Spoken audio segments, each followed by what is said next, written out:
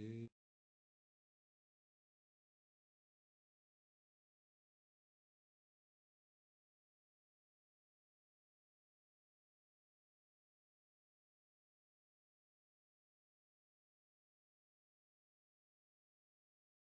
Hello. Hello, Carmelo. Hello. Damien, Buildwise. Oh, you are two people from Buildwise. Vive la Belgique. And Spiros, where do you come from? Hello, I'm also based in Belgium, but I work with EBC, European Builders Confederation, association representing construction SMEs at EU level. Okay, nice to see you here. And Zaya, where do you come from? Hello, I'm from Mongolia.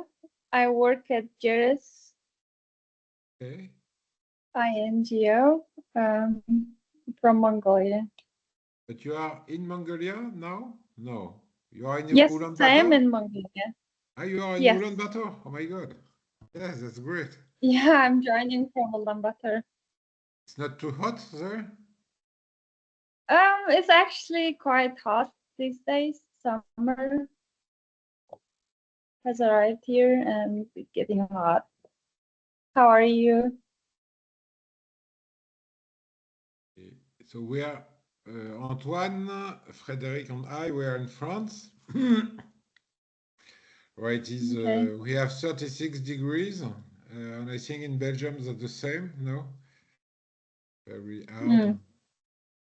Some of my colleagues are actually in France now. They say it's really hot Yeah. there. And Eleonora, welcome. Where do you come from? Thank you. Hello to everyone. I represent the Union of Homeowners Associations in Bulgaria, and more specifically, its Center for Sustainable Housing. Yes, with more than 20 years experience in the field of energy renovation, specifically of multifamily residential buildings, from the perspective of homeowners associations, dealing with the involvement of homeowners and their associations, the community engagement, of course, energy efficiency of the housing, and sustainable housing development, of course. Thank This you. is me, yeah. Thank you. And you, Carmelo?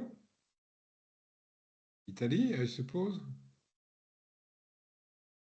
Yes, I work in Sicily, in Avola, in the southwest east of Sicily.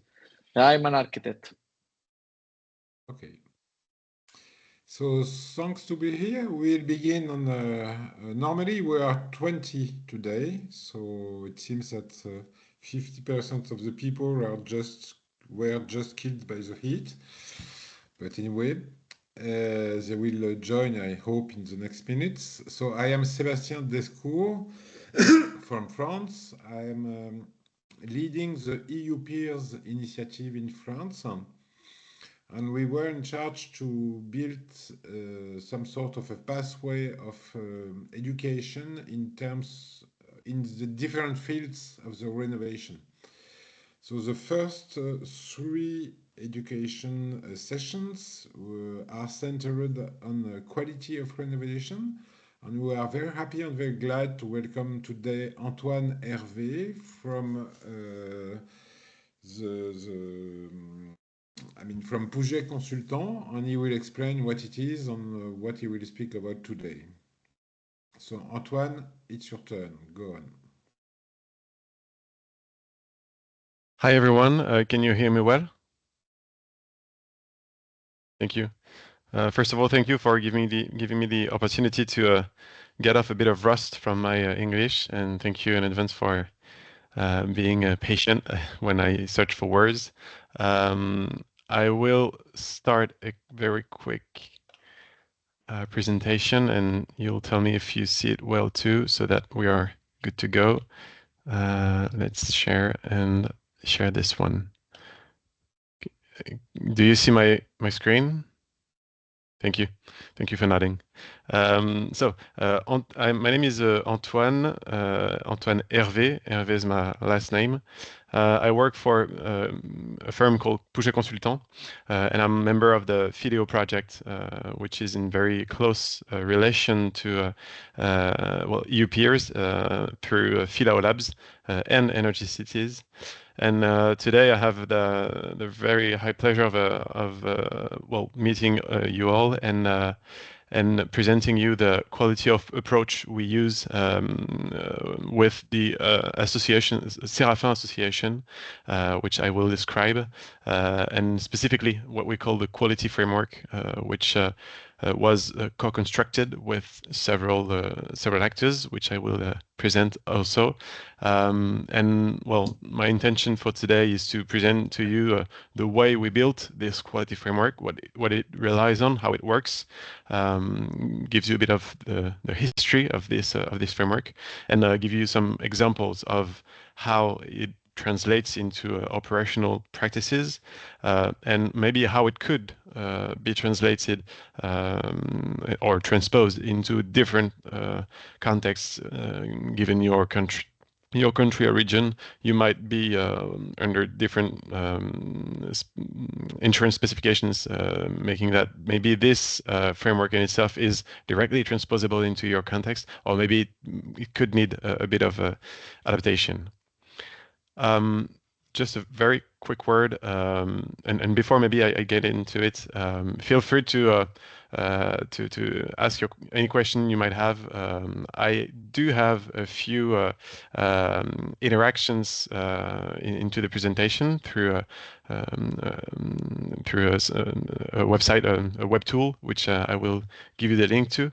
But feel free to ask any question through the chat, or already if you have an understanding, or if you need a clarification about anything, don't hesitate. We have 2 hours, I think, in front of us, and my presentation is about, 45 minutes or 1 hour long, so there's plenty of space for discussions. Don't hesitate. Just a quick word about Pouget. We are a consulting and engineering company specializing in building efficiency, energy, and environment. We were created in 1982 with a mantra, or an intention, which was the no energy, negawatt, which is to try and reduce as much as we can the consumption of buildings, whether they are new or existing. We are particularly referent or liaison with public authorities, and we are composed of 120 men and women, mainly in Paris and in Nantes. Currently, I live in Nantes, and we also have a few more little agencies in Rennes, in the west of France, and then 3 agencies in the south, from west to east, but which are a bit smaller than the 2 main agencies, which are Paris and Nantes. We, as Pouget Consultants, we are part of the FIDEO project, which we will discuss a little bit more, and we are also part of the SERAFIN association, which I will present. So here I will copy and paste maybe this. Oops, sorry. It's gonna be a bit easier, I think, for you. I'm just trying to get a hold of the link. Here it is. Sorry for that, just a second. I don't know why I can't paste anymore. Yup. I'm trying a different way. Here it is. I don't know if any of you already know Mentimeter. It's just a very basic tool in order to get a bit more interaction in this video conference. And as you get the link into the chat, I will switch to Mentimeter. I'll try to make it full screen. That will be better. Yes, here we are. So you must be able to access Mentimeter without any login or anything. And here it is. The first person pointed it in Belgium, I think, or maybe Luxembourg, I don't know. So 2 people in Belgium. Just to have well, Sébastien made a very quick overview, and we have some ideas of where you're from. I just thought it might be nice to see this in picture. And it's also a way to try and see if you have a good access to Mentimeter for what comes next. So 4 people now. I see that 10 of you are online, so apparently it works rather well. How many of us are there?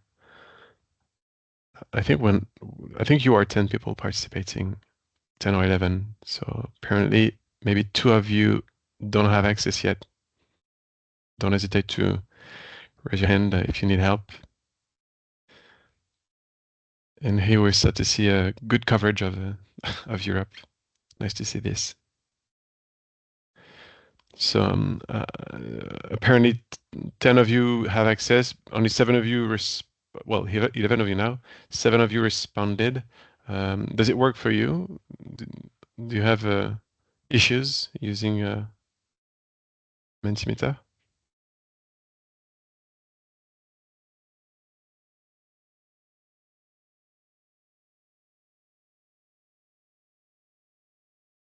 Okay, seems to be okay for everyone. So, well, thank you for this, and it's nice to see that it works well, and that we have again quite good coverage of different countries, which we will speak about actually later on regarding quality issues.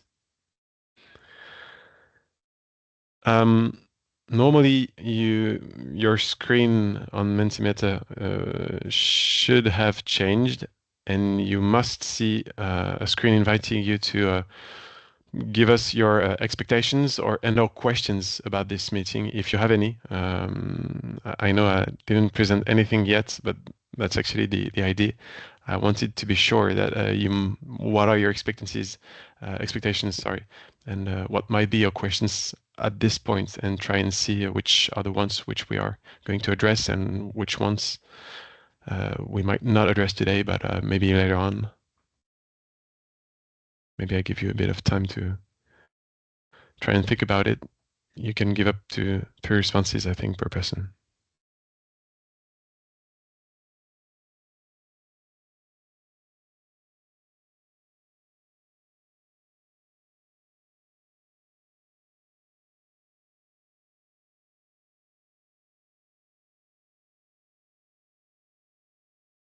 Quality canvas.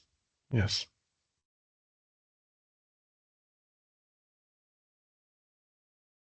On-site quality checklists. We're going to talk about it, definitely.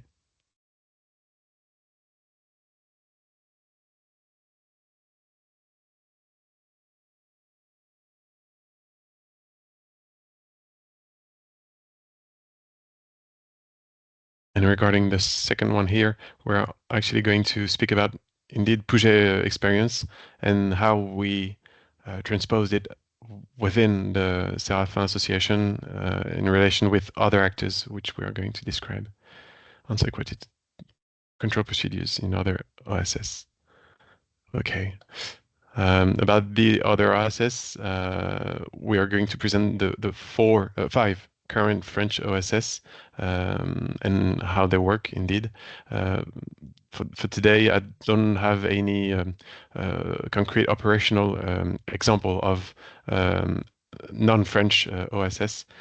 We are going to talk about other countries than France in some regard, but not operational procedures. Although we have some examples, I can talk about it later. Looking for new financial mechanisms.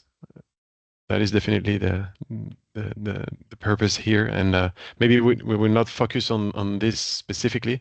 I mean, under financial prism, under financial focus, we are going to talk a lot about technical quality, but you'll see that there is a very close link with financial mechanisms. Comparison with our quality approach. looking forward to learn from diverse stakeholders.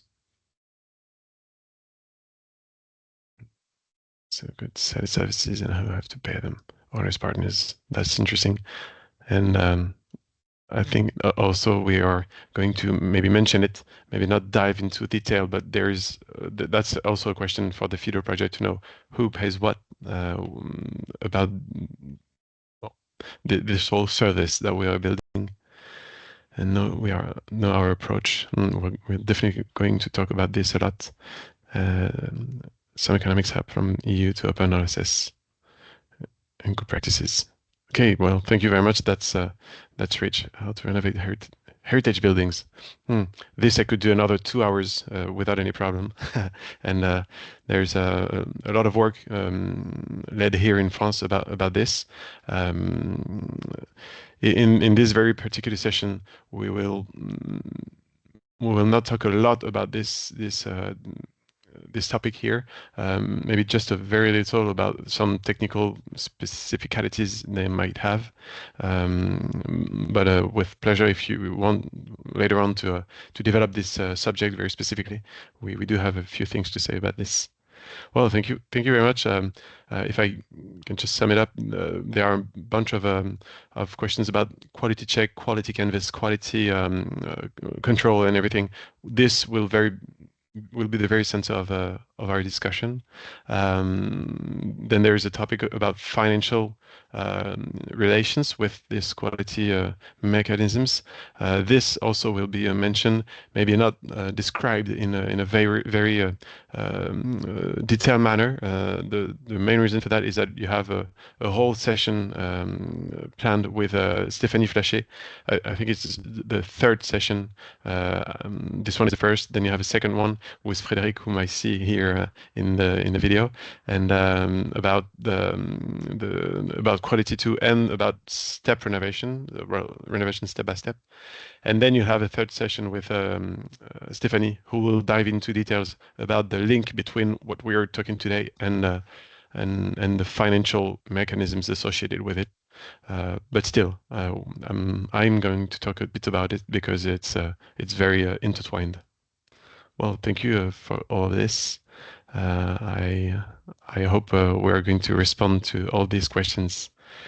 And then maybe not the last one, not the last question. There's another question following, but I just wanted to know how much do you already know about the association, the SERAFIN Association, and their quality framework, because I don't recognize any face on the Visio, but I did meet a lot of EU peers people, and maybe some of you already know some things.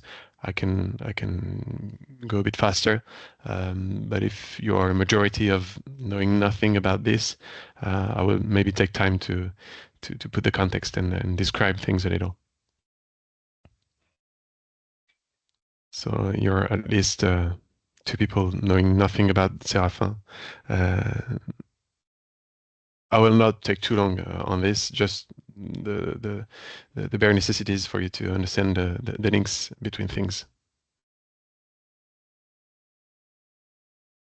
Right, equality. So yes, I will take time. Well, I will not go faster onto the SERAFIN slides in order for you to know enough about this for you to get the whole picture.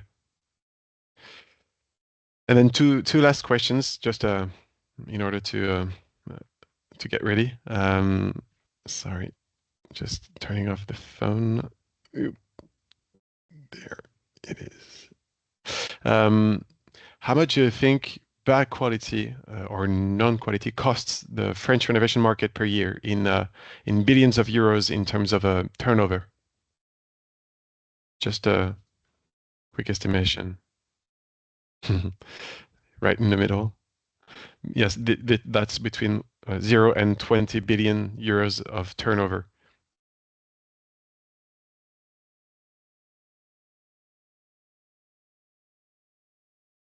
Maybe if you need to understand it well, what we this figure, I didn't mention it. It's from a very official source, which is called AQC in France, which is an association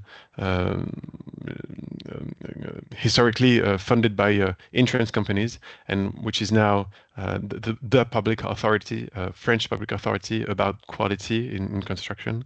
And recently they led a study which concluded in some very big figures, such as this one. And what they call bad quality is something that needs to be replaced, repaired, or dédommagé, refunded. All this costs money, and they have summed it up. This is 2022 figure. So in 2022, they estimate that the bad quality costed about X billions of euros. I'll give you the answer. It's 16 billions of euros in 2022 was the cost of bad quality for French renovation market in a year. So quite a large amount. It is 10%. Just to give you a quick overview, it represents 10% of the overall turnover of renovation market, French renovation market. So non-negligible. It's a big figure in itself. It's not 100% of the market, but still 10%, which is a very nice margin of not of error, but a margin of to get better. I mean, we have quite a wide margin to get better. And then last one for now. Then we'll go dive in. Oh, there's a problem here. Sorry, that's not for now. I'll just wait for this last one. Sorry, maybe there's just a problem. I just check.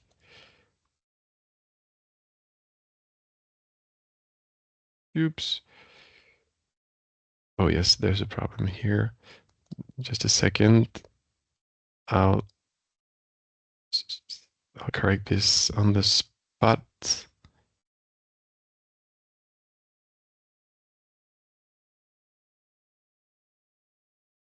It's just going to take a few seconds.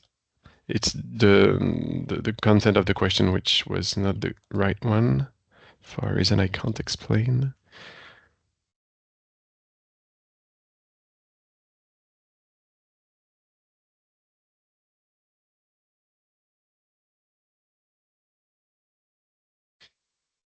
The question is,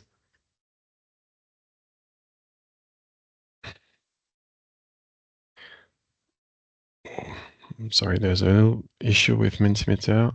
I think it's, yes, I think it's corrected now.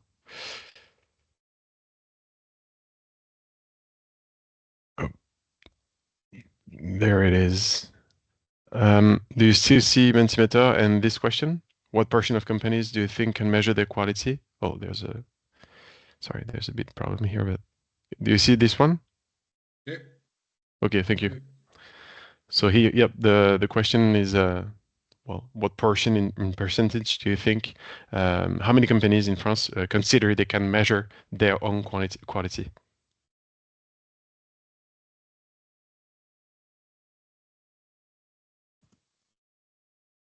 And it's out from the same study as I mentioned, as the previous question.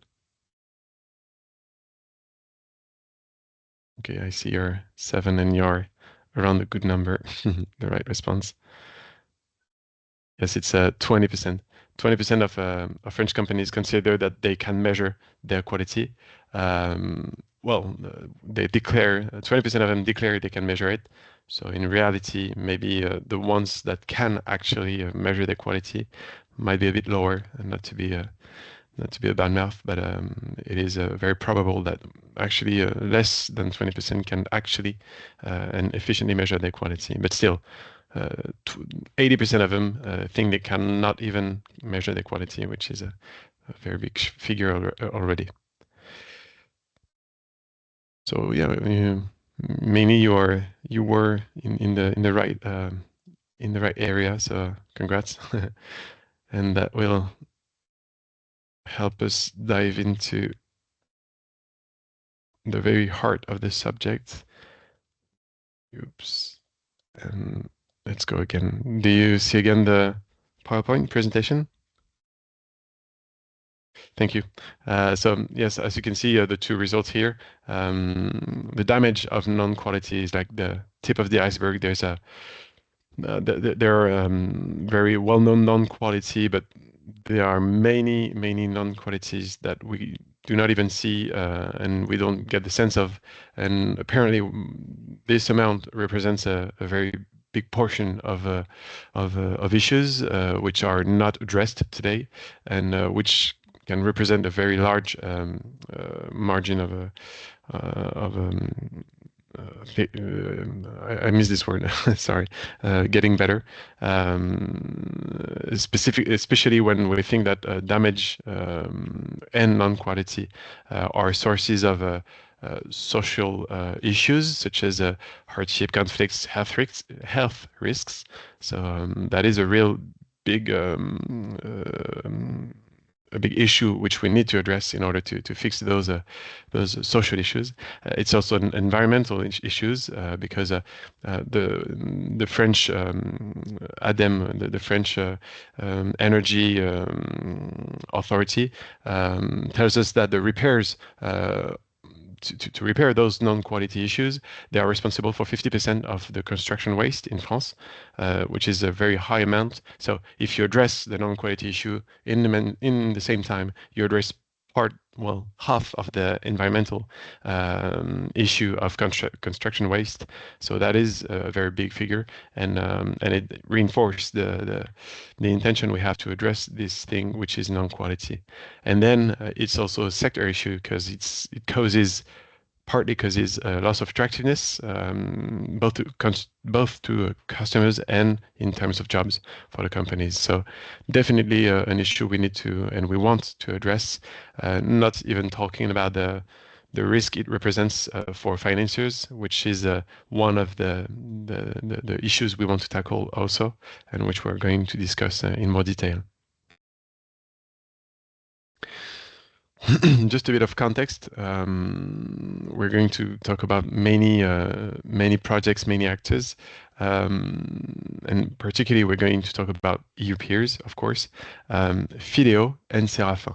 So just for context, SERAFIN is the name of an association founded in 2022. It was funded by a few companies, which are, for most of them, what we call third-party financing companies, TPFC, and their partners, which are Énergie Demain, which you know well, or who you know well.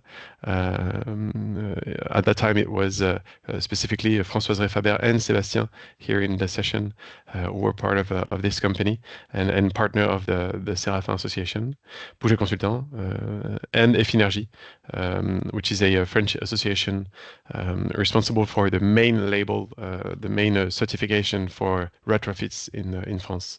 So all of us together, we created the association called SERAFIN, and which intention is to try and promote that kind of business, that kind of company, which are third-party financing companies.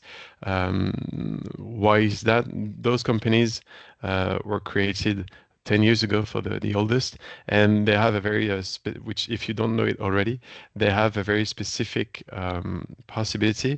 As an exception, they can intervene as a both as a technical and humane counselor towards households to accompany them into their retrofits projects, and they can also propose a financing solution such as a bank would propose, which is a loan, and this is an exception which is authorized specifically for those third-party financing companies. What it is in more detail is that these companies can do something that the banks can't. They can take into account into the evaluation of the household revenues. They can take into account the energy. The energy savings permitted by the action of renovating into that evaluation. the banks can't, because the regulation says you cannot take into account this energy savings. Well, those 5, they can do it as an exception, and it really is a game changer specifically when you want to propose financing solutions to the poorest of us, which is about a bit more than the French household in France.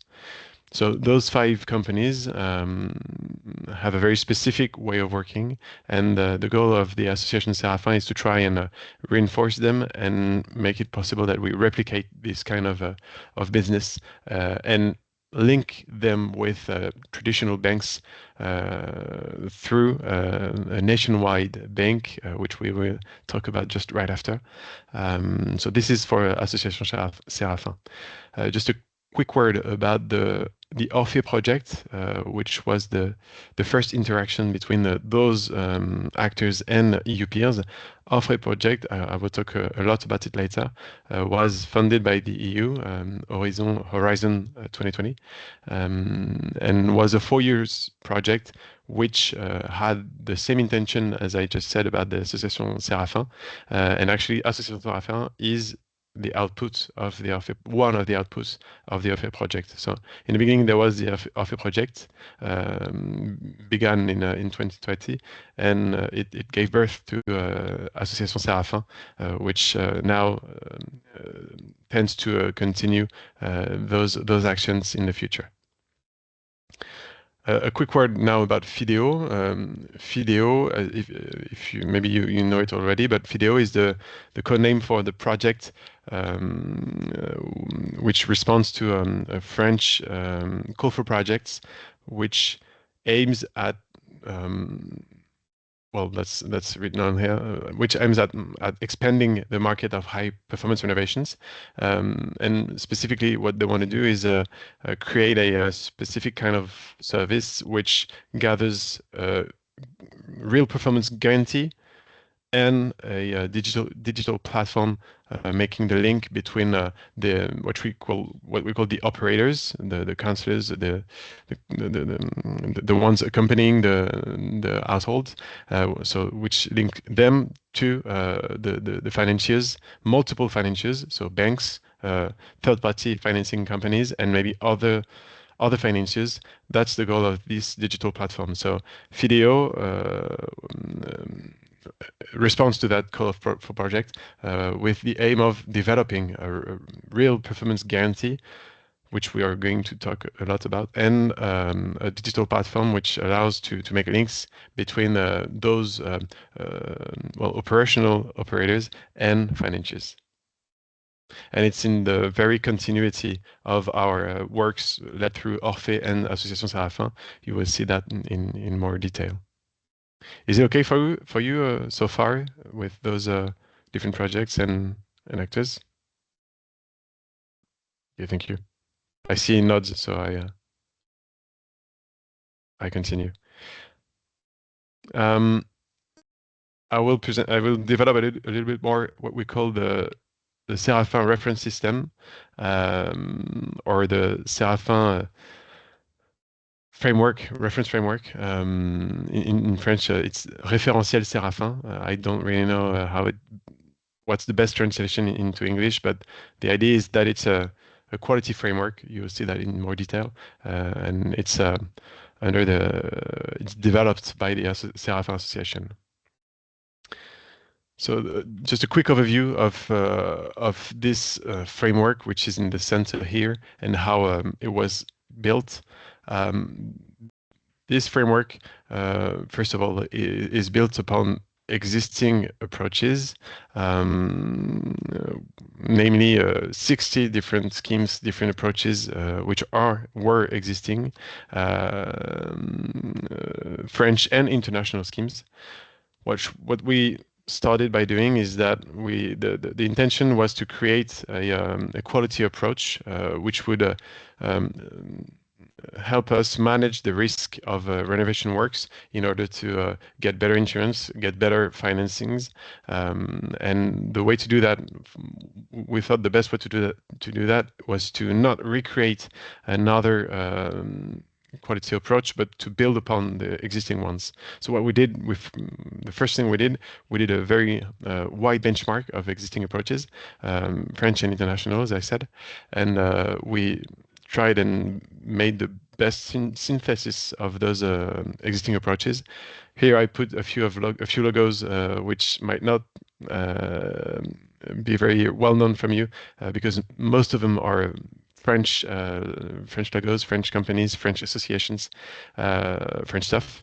But still, the three in the bottom some of you might know them, although we don't have any Irish people and we don't have any British people either. So, well, you won't know those two, but this one is the Irish Code of Construction, which is very inspiring when you think about a renovation and quality approach. And this one, Trustmark, is I think a national label in Great Britain, which helps financing and accompanying of households in renovation projects. And the last one here, which is international, this one, IPMVP, is a protocol, international protocol for measure and verification. That's IPMV. I don't remember the last P, maybe some... the last P protocol. Oh, the first one is performance. Sorry, the International Performance of Measurement and Verification Protocol, and is at the very heart of one of the module of the SERAFIN reference framework in order to get to a real performance guarantee. So. Now we talked about those existing approaches, and after we put them together, we tried and build upon that. Why? Because those existing approaches usually they address maybe one type of work, one specific type of work. I don't know, insulation or HVAC or I don't know, floors, ceilings. That's the way it works.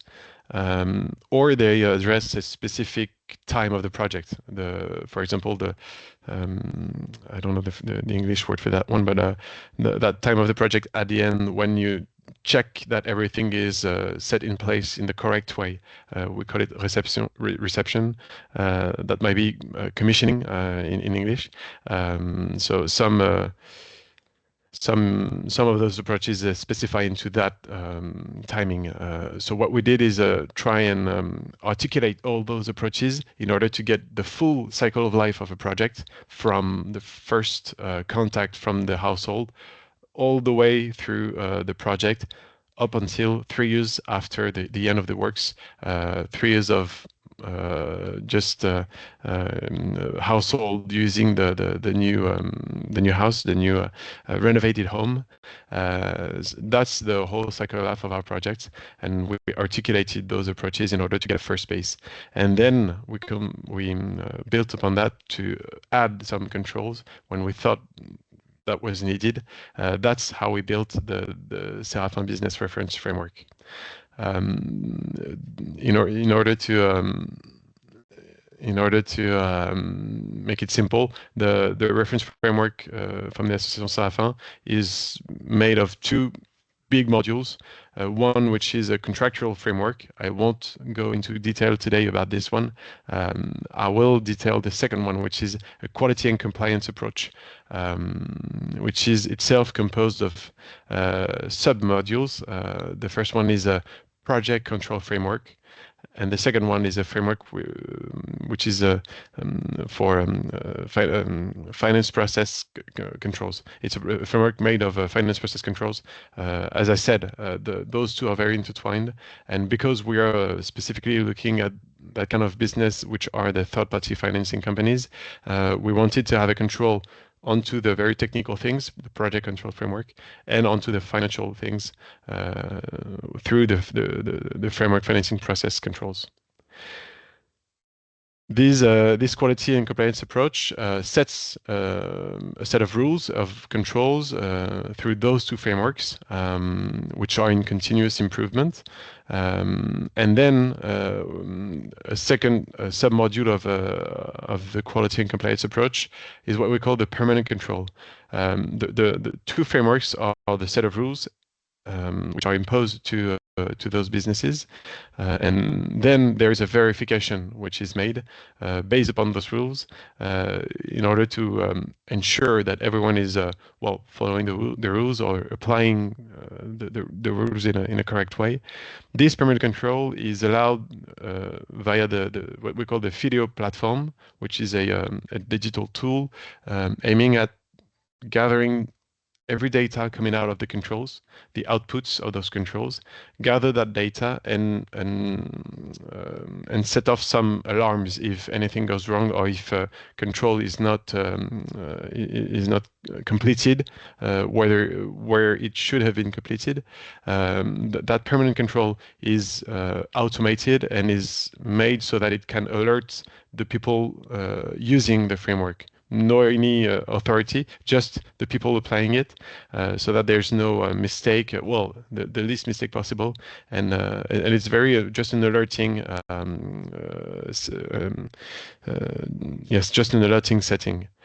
Then once let's call them the operators. When the operators have successfully completed the different sets of rules for the project and went through the permanent control without any mistake, on a periodic basis, every 2 years at least, and maybe more if the operator is good enough, but at least every 2 years, there is a periodic audit which is led by a third party. For now, we are thinking about bailiffs in order to conduct those audits. They are under construction currently. And the idea behind that is that you have a permanent control which is automated in order to get at least some alerts in order to not make big mistakes, something you'd have forgotten. And then on top of that, there is a periodic audit led by a third party, independent from all of us, via what we call the evidence trail, which comes and see, it's the control of controls. They come and see if what we have control and what we said about those control, the outputs, are coherent with the project itself, coherent between themselves. They come and see if what we said about those controls is correct. And this too is realized through the FIDEO platform, the FIDEO IT infrastructure. It is given to the bailiff so that they can easily get the data, and in the end say if this the audit conducted is successful or not. In the end, and that's the last step, once you have apprehended the frameworks, applied them, made sure that there is no alert via the permanent control, and you went through the periodic audit. This gives you what we call the SERAFIN quality brand, which is a label certifying that you went through all this and that you comply with all of those rules. I will come back to it in a second. And with that quality brand, we also have a what we call a SERAFIN guarantee.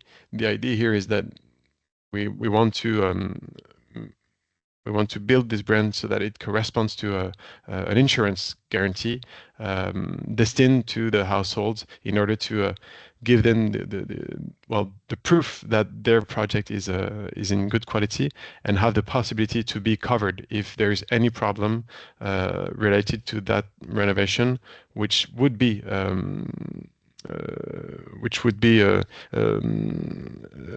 which source would be coming from a quality failure.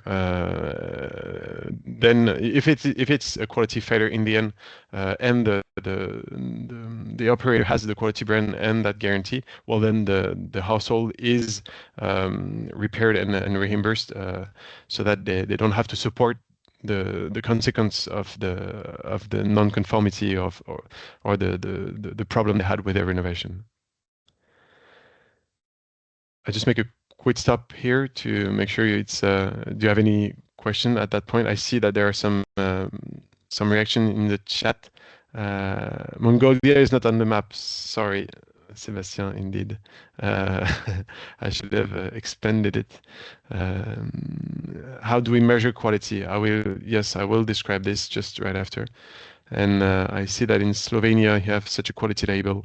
I must confess to you, I didn't study that one in particular. I know some examples in Slovenia for self-renovation, but not about quality label. So I will thank you for that. I will study it in more detail after our discussion. So is it okay for you up until at that point?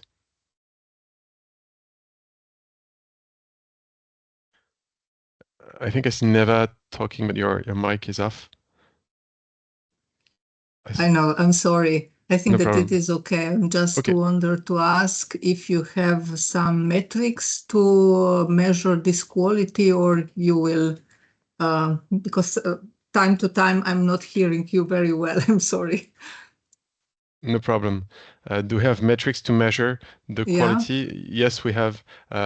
What I will describe just right after this is that here what I call the project control framework actually is a checklist or quality canvas, as I could read earlier, and that checklist can contain up to 120 points of control points, and the idea of those controls are to limit the risks, which are health risks for the people, building health risks, and the risk of non-performance. And all of those risks we didn't exactly measure them. We quantified them from the literature available, and then we identified which controls we had to put in front of those risks in order to limit them as much as possible. And here also, with the help of insurers, we quantified what would be the accepted amount of what would be the accepted amount of non-quality for a household, for example. I'll take an example. What we assumed would be okay for a household to support, to sustain, was, for example, a 10% bump or a 10% deviation of their energy consumption compared to what was the target of our project. Why? Because 10% of deviation is less than 50 euros here in France for the projects we're talking about. And we considered with the insurance company that 50 euros might be okay for a household to accept. I don't have the English word for that, but it's comparable to une franchise. It is in comparison. It corresponds to that little amount that the insurance make you pay to prove that you are of good faith and that they can set the insurance for you. I'm sorry, I don't have the English word for that one.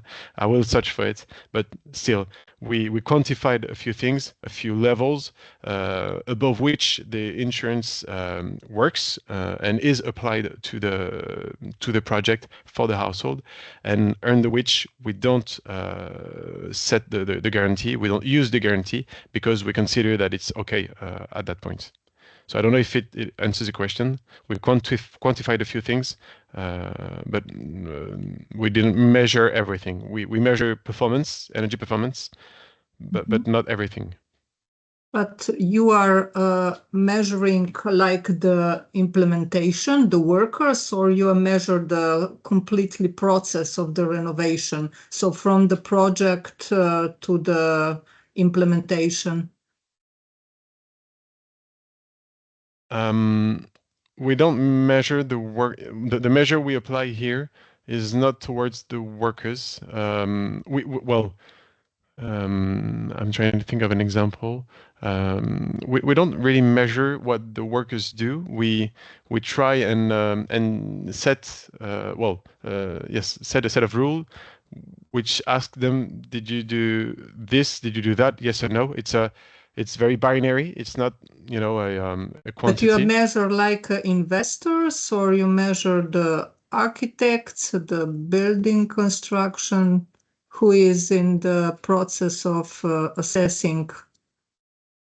The actors the actors towards whom the compliance framework is applied is what we call the operator, meaning the third party financing company, the ones that are not concerned, but the ones that apply the framework are the contractors, the operators, and it has an impact then on the financiers.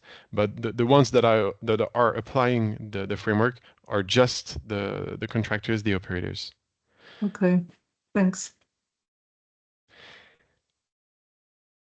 Just a very quick picture in order to illustrate the fact that the SERAFIN quality brand is thought to be a prerequisite for what we call the operator. Here, the operator ensemblier. Sorry, I didn't introduce that term. That term is the one used within the FIDEO project and by the French government to designate those actors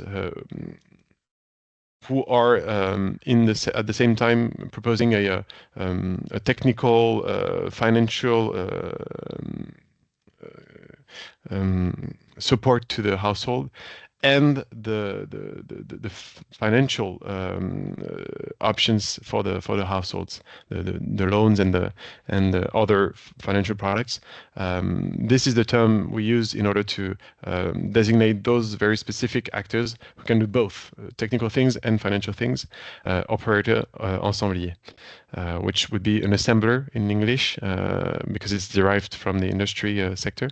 So those operator ensemblier.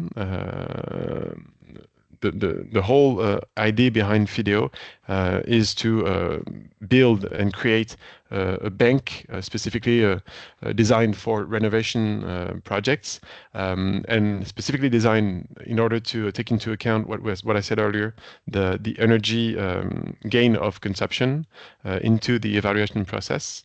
And what we consider is that in order to access those turnkey financing solutions from within the FIDEO bank, the condition is that you have the SERAFIN quality brand. Without what you cannot access those turnkey financing solutions. Why? Because the very fact of trying to take into account the energy consumption gains in the financing processes makes you out of scope of the financing regulations. If you're a bank trying to apply those rules without getting this brand, you will not be able to take into account the energy savings into your evaluation. So that's the way we want the things to work. It's a prerequisite if you want to access those financing, to apply those rules in order to make sure that this energy savings is correctly evaluated, correctly quantified, and to limit the risk that it provokes to take into account that amount of energy savings. The OFI project, I will be a bit quicker on this one. I see that it's already 4:25. The OFI project, which I talked about earlier, was a Horizon 2020 $2 million budget over 4 years, and it gathered those same actors you saw before in order to try and build upon this very specific business that we call third-party financing companies. The the objectives of the project. I'm zooming a little because I think it might be a little for you. The main objectives were to try and standardize the methods of those third-party financing companies, try and optimize their financial resources, meaning make them able to go and get some EU fundings, go and get some maybe traditional banks financiers. And another idea of the Orphée project was to build a resource center, which later became the Association SERAFIN, in order to build a resource center able to standardize their methods and help to launch new third-party financing companies or similar projects, and so that it would be easier for those projects, for those companies to join the same type of business as the third-party financing companies and the same financial possibilities they have, financial solutions that they have. Oops, sorry. Zoomed out too much. The methodology we followed to co-construct this reference framework, the SERAFIN reference framework, it was 25 workshops over 3 years. It's more than 300 hours of work with those actors you saw before. And what we did was to try and translate the different practices and obligations which are existing, as I said. I think I hear someone trying to speak. I'm not sure. Maybe you have a question? No, it's okay. What we did was to try and translate those current practices which are response to the obligations. That was the stage one. Then build a common core of practice between the different, the 5 different third-party financing companies, which had and they still have practices that are a bit different, and that's okay. What we wanted was to build a core of those practices, which would be the same for all of those specific companies, and which would allow us to build that framework, which is a set of rules where everyone, a set of rules where everyone has to get in compliance with.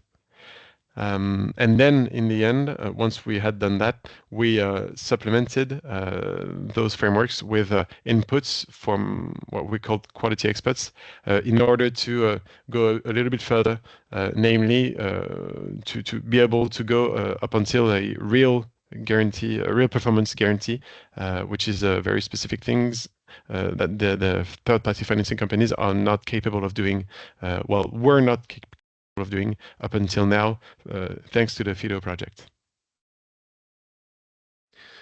In order to build that core of controls, we used what we call a risk-based approach, risk-oriented approach.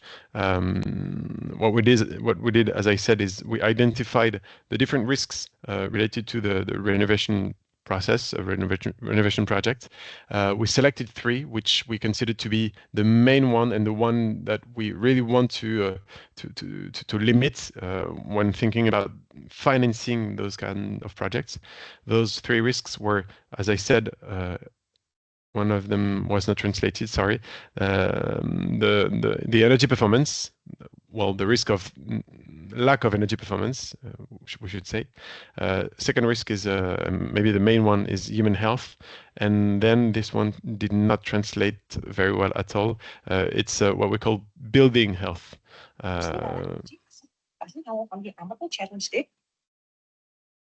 don't know if Zaya wants to ask a question. No, I'm sorry. Oh, no problem. And then once we identify those risks, we identify the causes of those risks, how they occur, through what cause.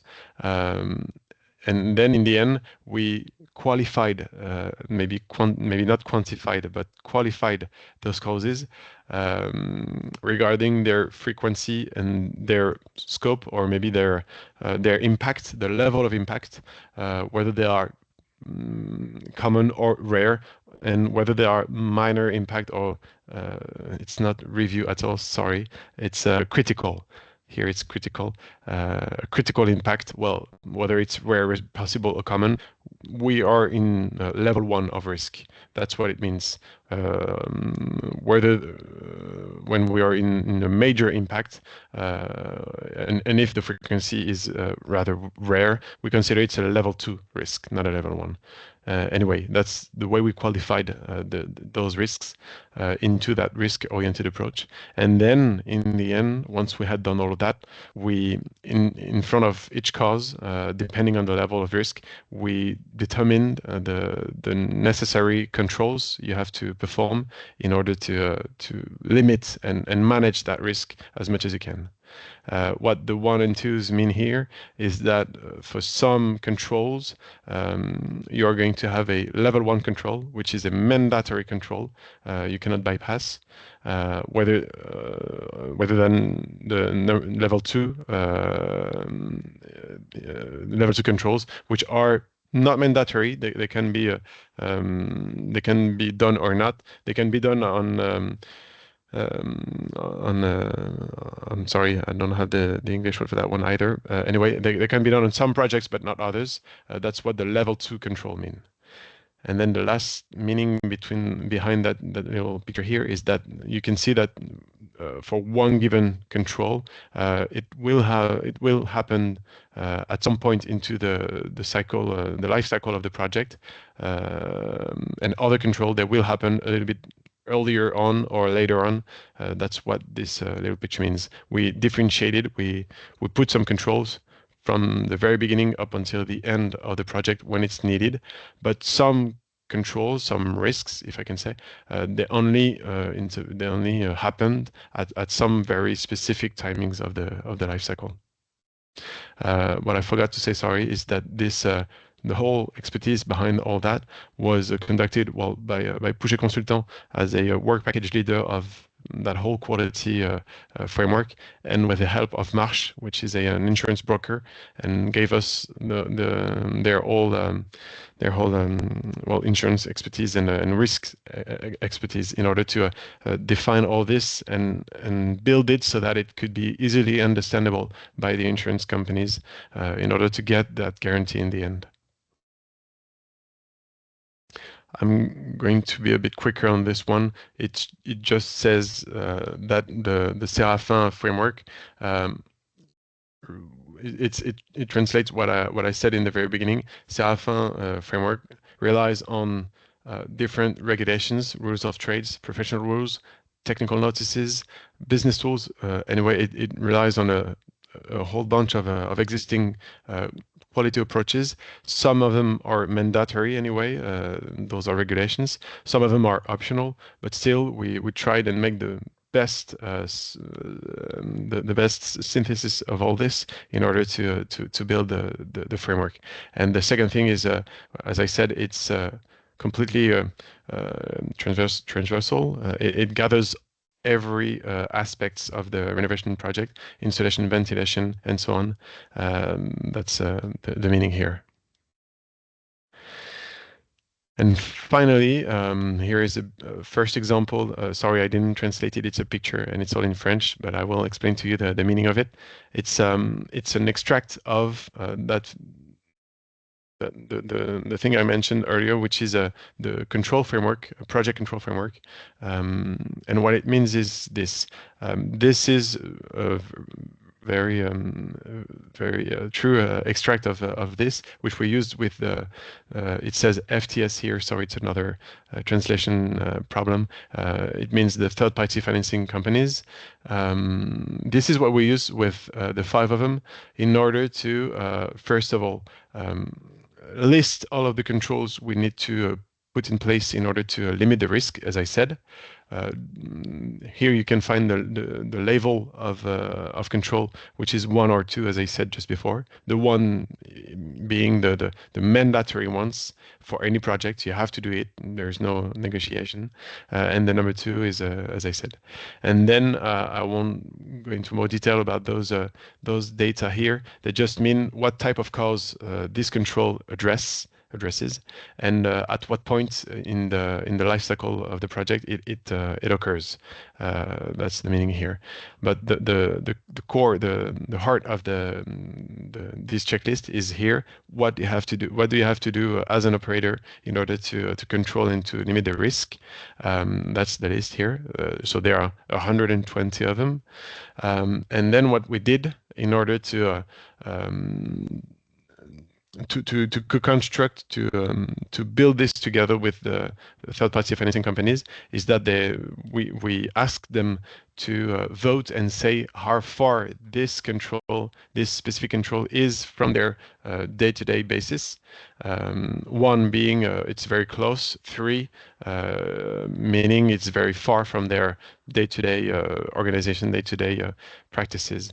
This allowed us to prioritize the different controls and then change them so that it could be closer to their practices and the real life of their projects.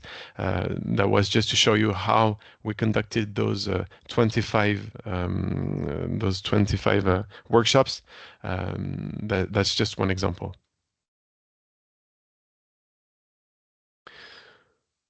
What it led to is that we noticed that the controls could be categorized into different families.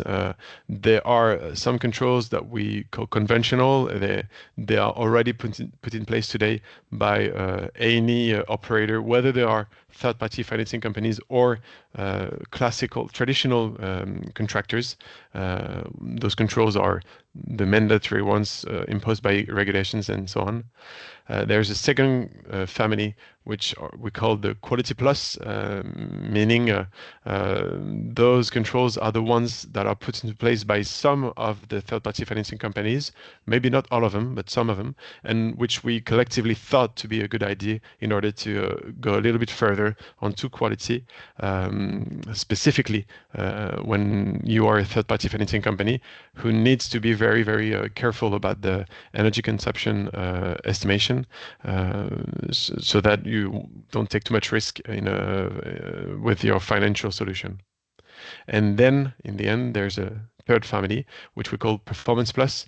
This one means what do you need to put in place in order to go all the way until a real energy guarantee, meaning those are things, inspections, controls that the third-party financing companies were not specifically putting in place up until today, because they don't have they don't propose to the households a real performance guarantee.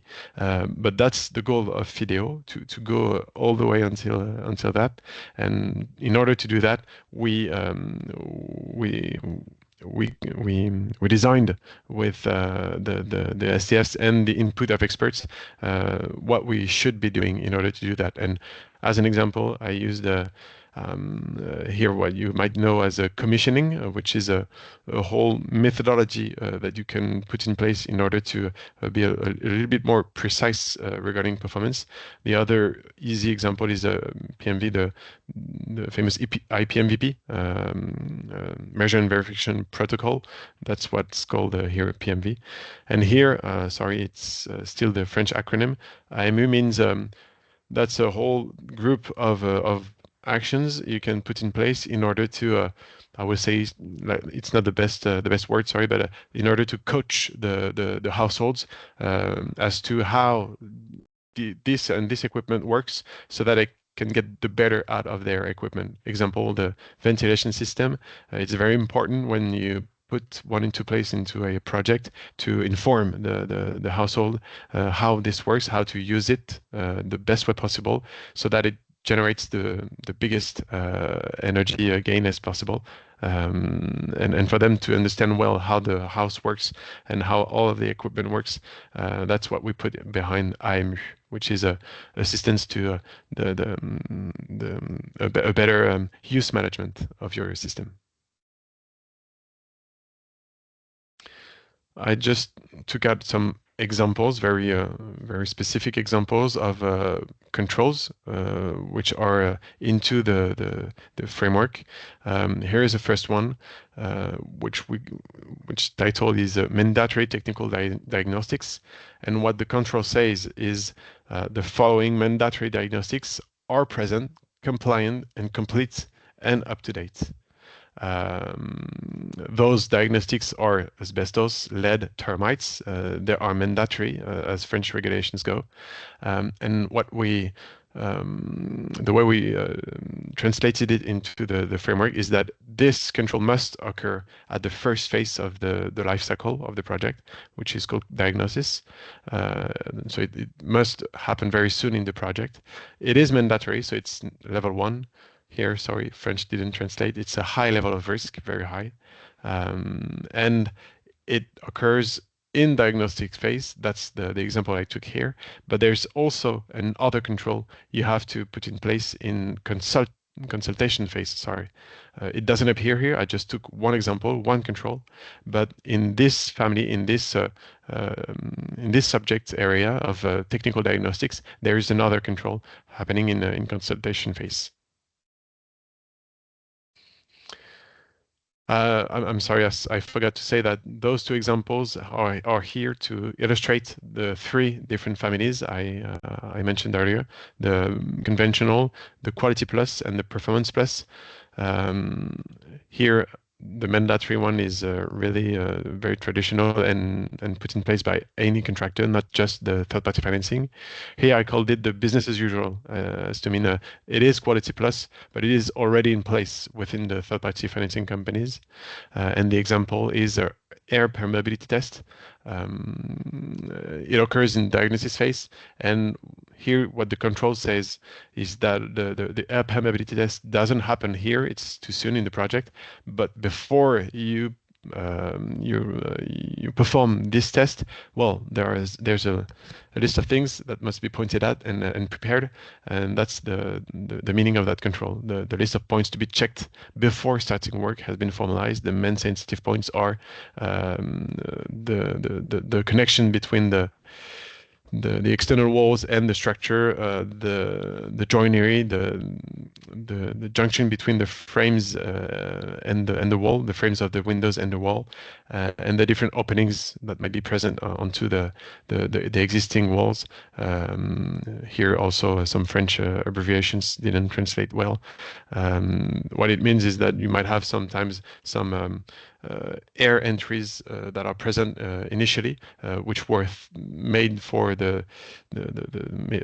some gas equipment into the apartment. Tomorrow, if you remove the gas equipment, put, I don't know, a heat pump and insulate the wall, well, you are able to come and obstruct those air entries. That's the meaning here of this control. And last example is, titled Commissioning and Measure and Verification for a energy performance guarantee. It happens at the acceptance phase, meaning sorry, it's annoying, but it's what I said earlier, like the last phase, just right after work, before going onto operational monitoring.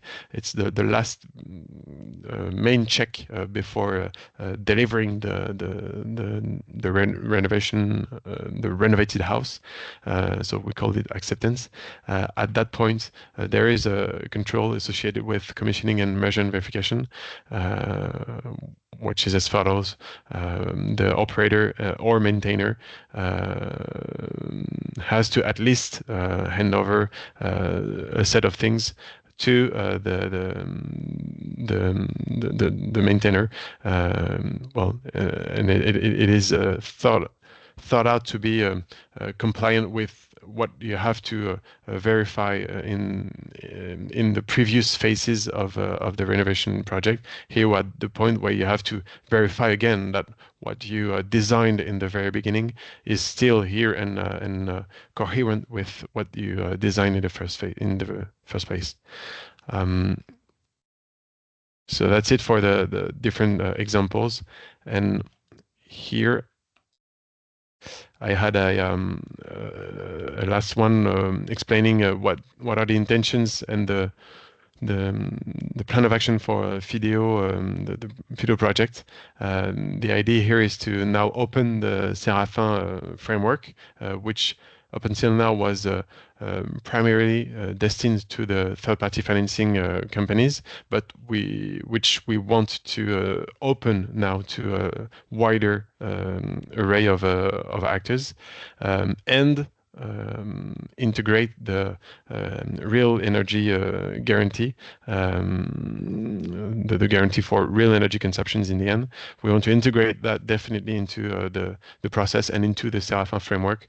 That's the intention, the main intention of FIDEO as regards to the quality, the technical quality of our projects. So we put into place some workshops with the different members of the project in order to equip 60 demonstrators. So what is written here, 50 single family housings and 10 multi-family houses. That's what we want to do in FIDEO, is to equip 60 of those in order to measure the energy consumption before and after the project, to see if all of those controls in the end allow us to have that better reduction of risk, better reduction of energy consumption. What the other message behind this one is this slide is to say that in order to do that, we will demonstrate, we will equip, we will test the whole thing on operational projects, and we also want to open the framework, as I said, to other actors, which also means that we want to open it. We want to open its governance with a scientific board and a user committee, so that we can still continue that continuous improvement with a wider range of people, so that we can make it adaptable to more contexts than just the one of third-party financing companies, which is very specific. That was the second message of this slide. I had prepared a last question in Mentimeter for you. I don't know if, okay.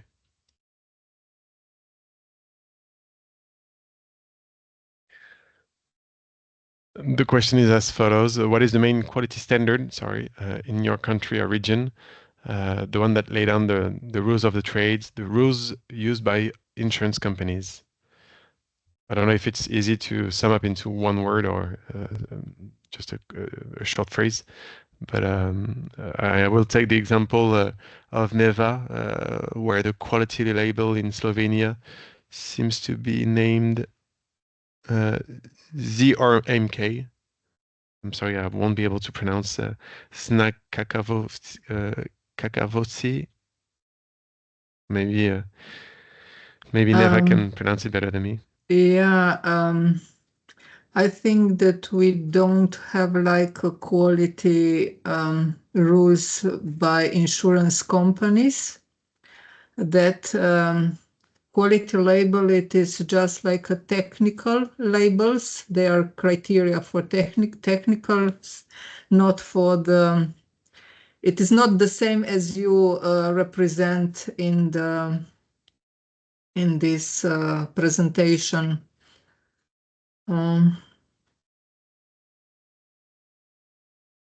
And that's okay. I do have another slide just right after this question in order to zoom out of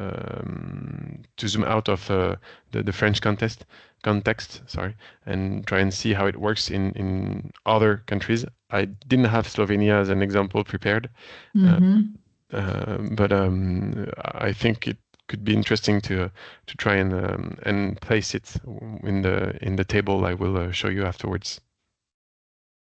So DTU, yes, I know that there is a European project aiming at standardizing the way we do quality of construction works in Europe, and DTU is at the center of it. Okay. I knew that that question would be a little bit trickier. I just wanted to know if there were sets of rules, national sets of rules that are very well known. I don't know who put this one, NIT, STS. I'm not sure I know those two. Maybe you could tell us the meaning of those acronym and where it is applied. Yes, these are the rules from Belgium. So NIT is Okay. not l'information technique. Okay. And it's also, they're all related to different types of work. Okay. I think Belgium is part of the examples I did have in stock because I know the Belgian regulations, but well, some of them. Okay, so it's a transition for the next one. Here it is. Nope. Sorry. Oh, I haven't seen anything about it. Okay. That's what you said just at the moment. And yes, what I wanted to do is just zoom out a little bit. Zoom out of France in order to have a very quick overview of construction insurance and quality in Europe, construction quality, how it works to place France and see how the rest works. And what we see is that in France, so there is a liability for the actors involved in the project, whether they are the operator, the contractor, or the household. The household can also subscribe to an insurance. In some cases, they have to subscribe to insurance. For example, in multi-family housings, the whole building has to subscribe an insurance in order to cover any damage that might happen during the renovation project, the renovation process. So they are liable for some of the risks. And mainly in France, it translates into two liabilities, one of 10 years for the solidity of the structure and 2 years for everything that is equipment. And on top of that, there is an obligation for the architects who needs to be insured. There's also an obligation for other participants, meaning the contractor, the enterprises that are working on the project. They are obligated to have an insurance too. There is no possibility of contractual limitation of liability. Any contract that are signed in the context of a given project cannot limitate the liability as it is defined by regulation. And then it exists joint and several liability between the different actors, which is also described and defined by the laws, the different laws in France. And what I wanted to do here is, well, actually you can find a source here for that table. It was to compare with the different other countries. And maybe what I can say, not to compare line by line and row by row. It is to say that, for example, in Belgium, compared to France, in France, the quality relies on products mainly, meaning that if I insulate this wall with any type of insulation, the product I use for insulation has to be vetted and needs to have a quality label on it. That's the way quality is conducted in France, mainly. Sorry. Whereas in Belgium, there is no. Well, there is, as you said, NIT and stuff, but it is not mandatory, and it is not the center of how the quality works in Belgium. In Belgium, quality works mostly and relies mostly on the architect, where the quality relies on how the architects does this and that, and how things are done, and not the products themselves. That's a main difference between some countries and some others. France is where quality relies on products, and Belgium is with a group of countries where the quality relies on people, on the way we do things, on the processes we use, on the know-how. That's a very big difference. Why do I say that? Is that it is a difference, and it might mean that what we built in this project might not be directly transposable to your context, depending on those different families of how quality is driven in your country. That was the main message behind this one. Here, a very quick link to a very big work in progress led by the European Union, the European Parliament, in order to standardize how we do quality in Europe, because there are differences. And you have that link here to give you the whole a lot of information about that ongoing project, which with a lot of literature, and it actually puts in the very middle of those works what we saw in the Mentimeter, the DTUs, which are documents, technical documents, defining how to do this, how to do that, the correct way, so that it could be used as a regulated point of reference, whether it's for laws, whether it's for insurers, whether it's for operators, contractors. That's what it's for.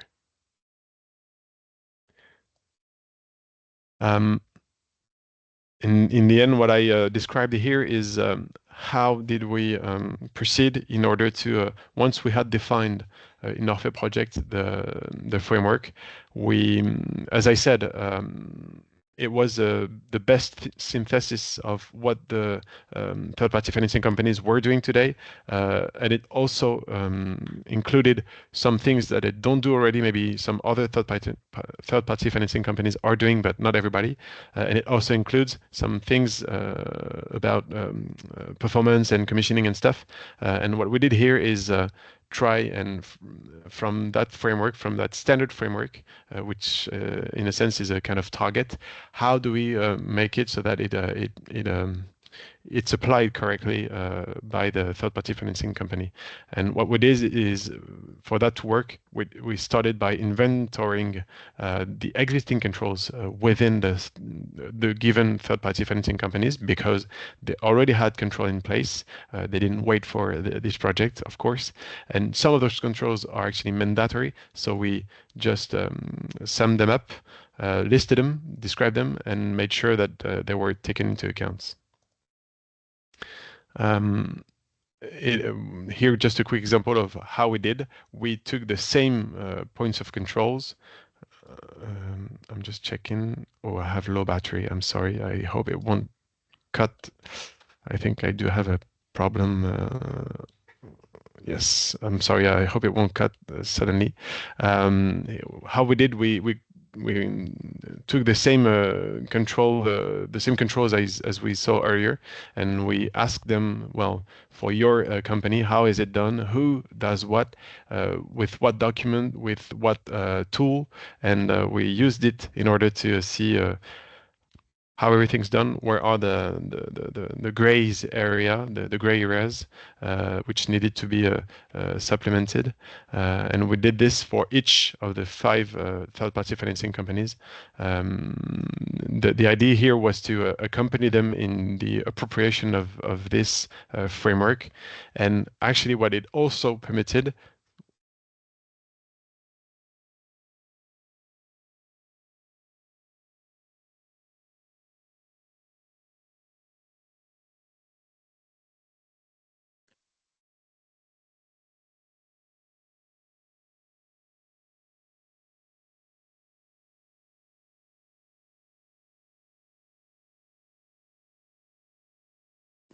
Antoine has disappeared. I hope he will come back in a few seconds.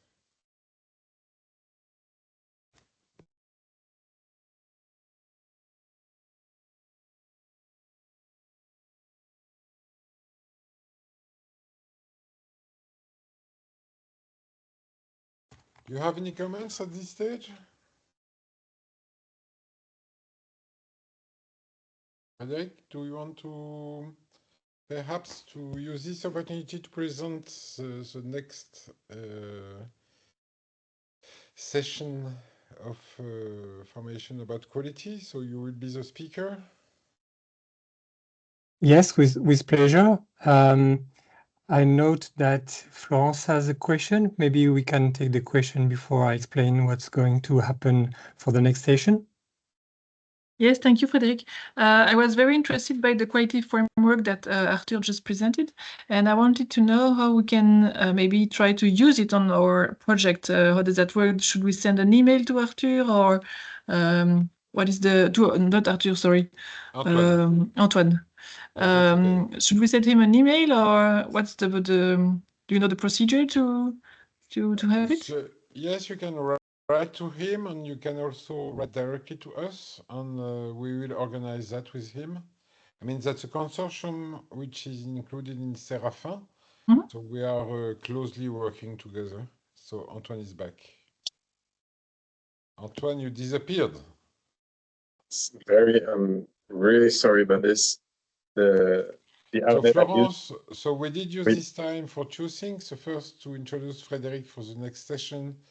And so we'll keep a few minutes after you have finished to speak, just so that Frédéric can introduce the program of the next session. So next Tuesday at 3 o'clock, I think. And Florence has asked how to get the referentiel available for her in Belgium. And who does she have to contact? And I said, me or you, it's okay. Absolutely. Again, very sorry for this. You can contact either Sébastien or me. For now, there is a first version of the. You can hear me, right? Yes. Yes. Thank you. There is a first version of this, which normally is available through the SERAFIN website, because it was a deliverable for the OFI project. Still, it's a first version, and we are now working on a second version through the FIDEO project, which is well, not official yet or not posted, and we can absolutely give you a glance of the work in progress there. I will point you the link to the first version, which is public. Thank you. I will be very quick. I didn't have many things left to say. Just that what I said previously about the way we accompanied the third-party financing into applying the framework gave birth to what we call the application protocol. That is one of the modules which we use in order to build this automated permanent control, permanent audit. Since we know who does what and with which tool, which application, we can target the right data, take it automatically out, and set some alerts, some notifications in order to make sure that the control is correctly applied. I had a last few examples.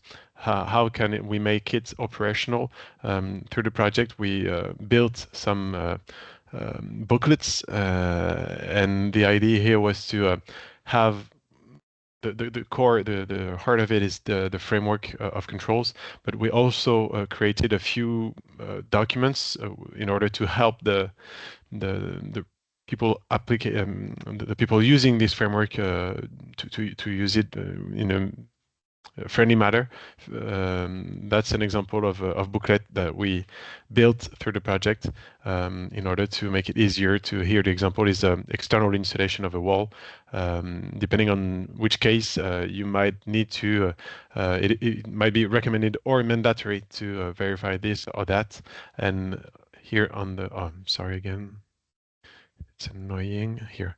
On the right, there are some schematics, some illustrations in order to help you as an operator to know what to verify at some point in the project.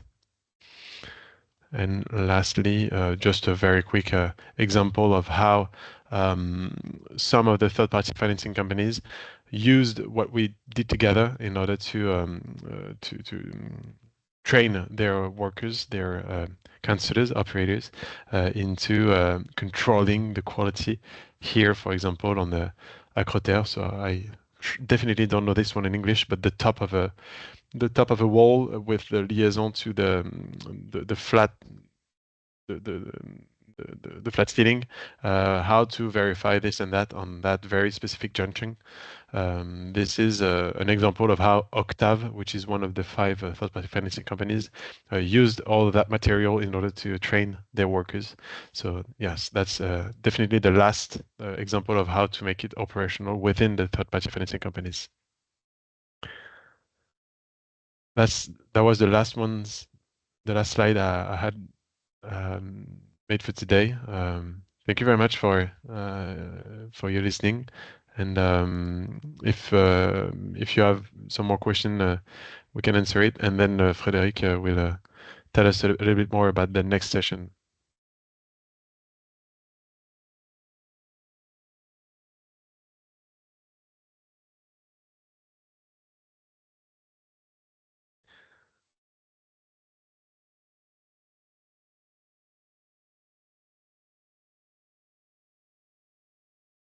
No questions at all. Thank A you, question Antoine. from Excuse me? Damien? No, nothing. Can you tell us if you will send the slides? Oui, yes, I will. I will definitely send them, and I think there's supposed to be a quiz I need to send to. Yes, we have to organize that. Yes.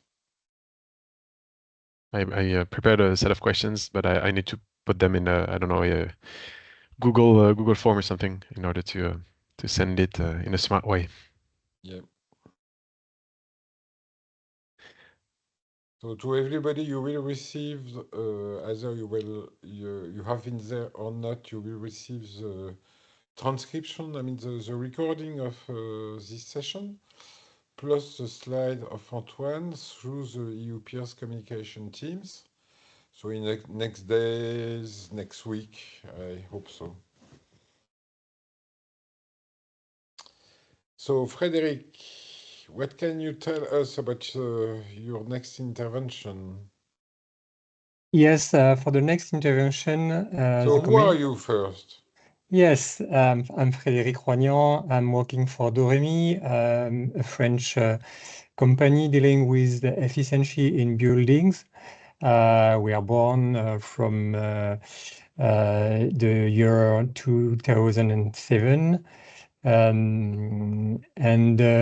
We have 5 agencies across France. We are about 60 people in there. And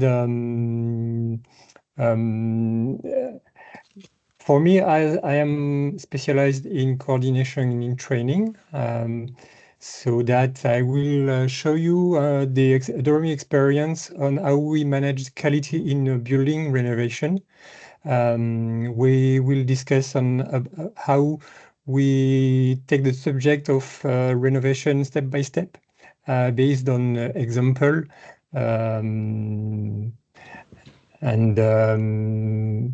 I think yes, we will have some surprise also, but I can deliver here and now all the subject. And we will have a discussion on how you manage the renovation work when it's not possible to do in one step. Thank you. I have to complete your words because you're very humble. But Doremi in France is known as best quality organization ever established in France. They are very, very demanding. So that's an example for all of us. And this second session will be more technical and more operational than what Antoine has told us today, which was a presentation of the frame of quality, the philosophy of quality that we want to implement all over Europe. Frédéric will be more precise and more technical in his presentation. Antoine, do you want to complete, to say something? Just thank you for for listening to and reacting to this presentation, and feel free to contact us if well you have any further question or reaction to the presentation. As you said, Sébastien, the idea here was to make an introduction of how quality is thought out through SERAFIN Association and FIDEO project with some examples. But well, the idea was to put it into context as to why do we talk quality. And well, the answer is simple: insurance financing and technical quality, of course. The main idea was to gain and reinforce confidence towards households, insurance companies, financiers. Well, that's why it needs a bit of context as to how did we put it into place. And So Antoine, thank you. I have to confess, I'm very impressed by your English language. So impressive. I mean, for French, just like me, my God. Yeah. My last trip was 10 years ago. It's gotten very rusty. So thank you for your patience, and I will look at my vocabulary for next sessions. No, it's okay. And we are currently working on finding an IA tool for direct translation in every language, which will be a relief for everybody, because after all, England is not more inside the EU, so why do we speak English? My God. So, do we conclude? May we conclude? So we wait for any question, remark, comments that you want.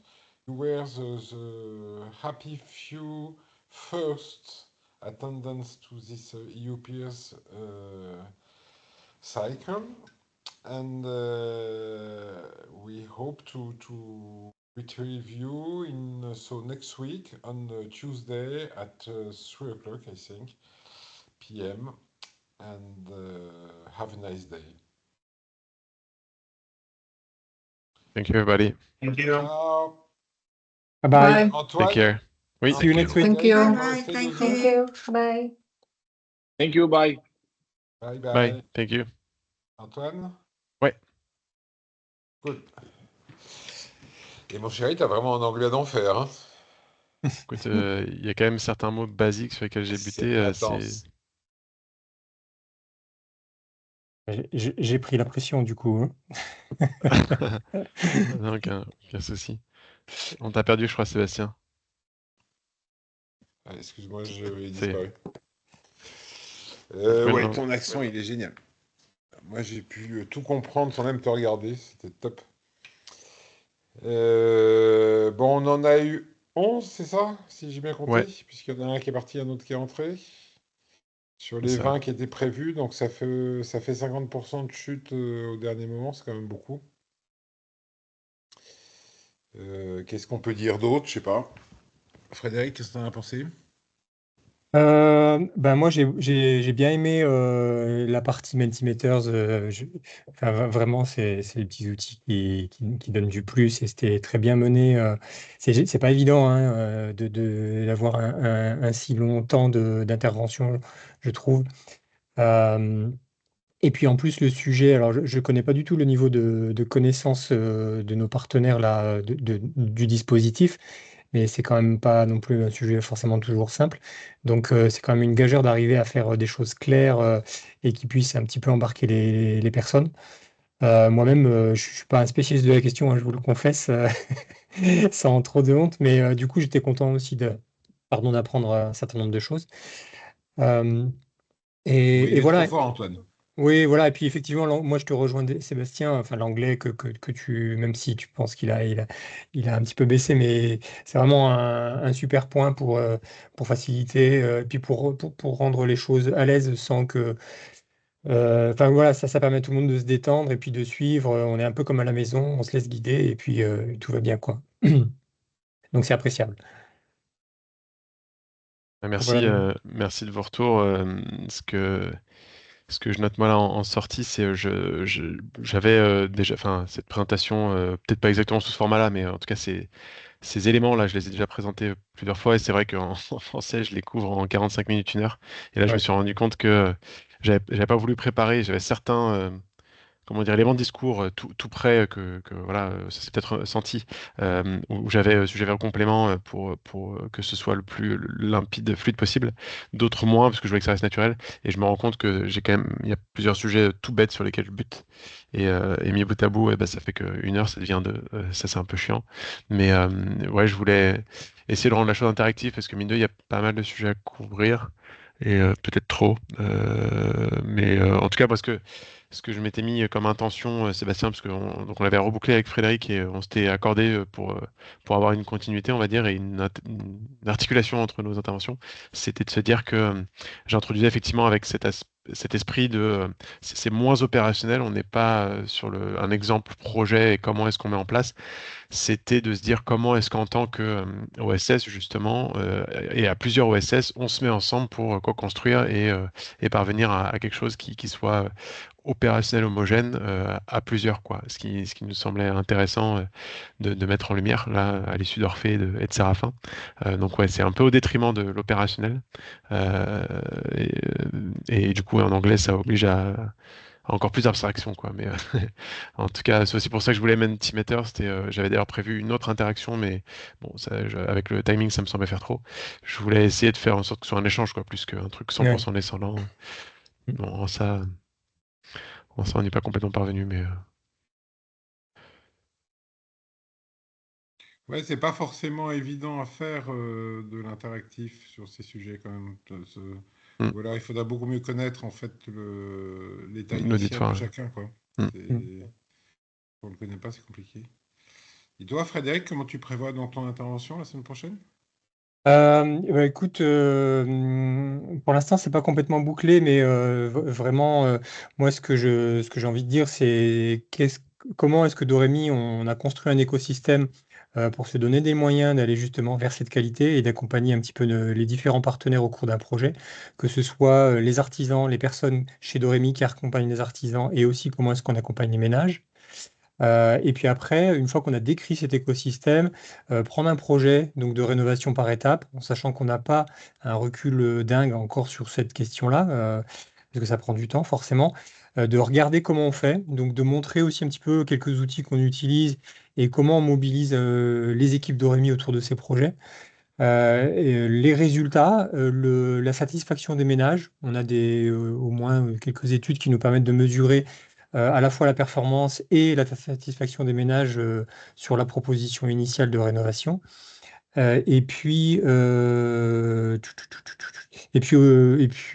ensuite, la dernière étape, ce serait peut-être de challenger le public pour leur dire, bon, ben voilà, ça, c'est ce qu'on fait chez nous, avec aussi des limites. Il ne faut pas se cacher qu'il y a quand même des limites à tout ça. Comment vous faites chez vous?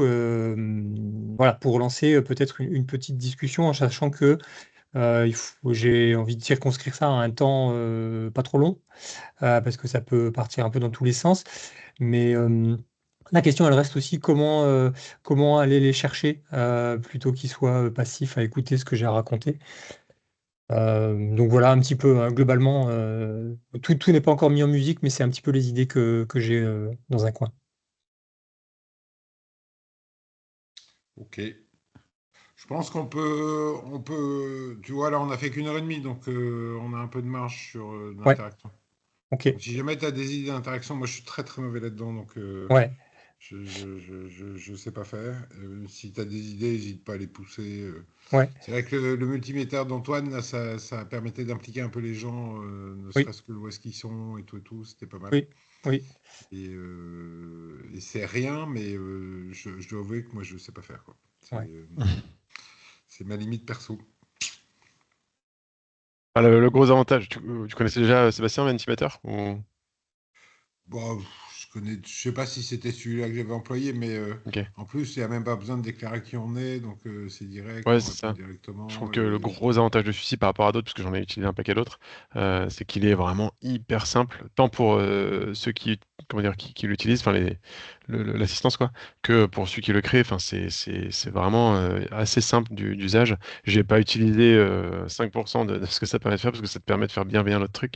Mais rien qu'avec ces deux formats un peu basiques, là, les trois formats, le nuage de mots, le machin, enfin ouais, c'est vrai que ça permet d'avoir un petit peu d'interaction. Et puis bah, pour ceux qui présentent, un petit peu de doser un peu en fonction de là où les gens partent, quoi. S'ils nous disent qu'ils connaissent déjà ça sur le bout des doigts, on adapte, quoi. Ok. C'est marrant, on vient juste de me transmettre le contact de Eliat Avignon. Ah oui. Sans aucun lien. C'est mon beau-père, je pense qu'il doit vouloir me construire mon réseau avant mon arrivée en Drôme et qui me transmet ça sans contexte. Ok. Donc je vais lui demander pourquoi il me transmet. C'est qui, Elliot Avignon? Directrice du pôle formation de Rémi. Ouais. Ah, oui. Il me le transmet à l'instant, là. J'ai pas de contexte. Je sais pas pourquoi il m'envoie ça, mais je vais aller me renseigner.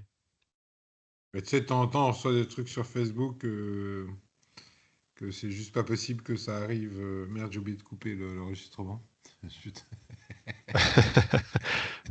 Faudra le tronquer. Arrêtez l'enregistrement, crac. Arrêtez. Oui, ça fait penser au micro